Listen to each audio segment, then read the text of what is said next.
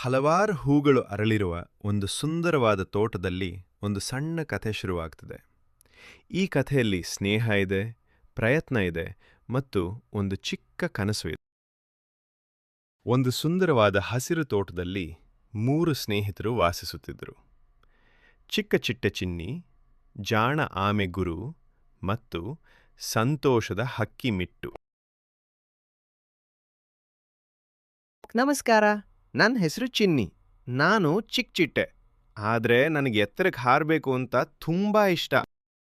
ನಮಸ್ಕಾರ ಮಕ್ಕಳೇ, ನಾನು ಗುರು ಆಮೆ.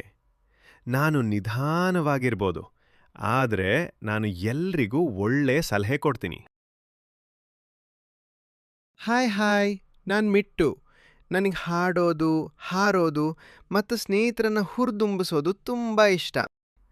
ಎಲ್ಲರೂ ಎಷ್ಟು ಚೆನ್ನಾಗಿ ಹಾಡ್ತಾರೆ, ನಾನು ಮಾತ್ರ ಚಿಕ್ಕ ಚಿಟ್ಟೆ. ನನಗಾಗುತ್ತಾ? ಚಿನ್ನಿಗೆ ತುಂಬ ದುಃಖವಾಯಿತು.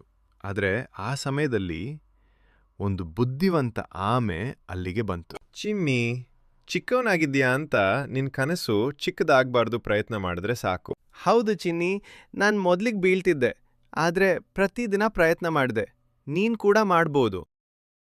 ಚಿನ್ನಿ ಪ್ರತಿದಿನ ಪ್ರಯತ್ನ ಮಾಡ್ತು.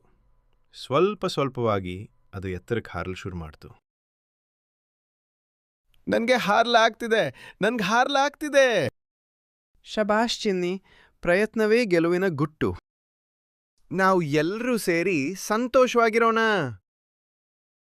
ಈಗೋ ಮಕ್ಕಳೇ, ಈ 3 ಸ್ನೇಹಿತರು ಒಟ್ಟಿಗೆ ಸೇರಿ ಒಂದು ಸುಂದರ ಕಥೆಯನ್ನು ಹೇಳಲು ಹೋಗುತ್ತಿದ್ದಾರೆ.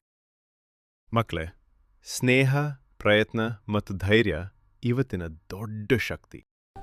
Thank you. Thank you. Thank you.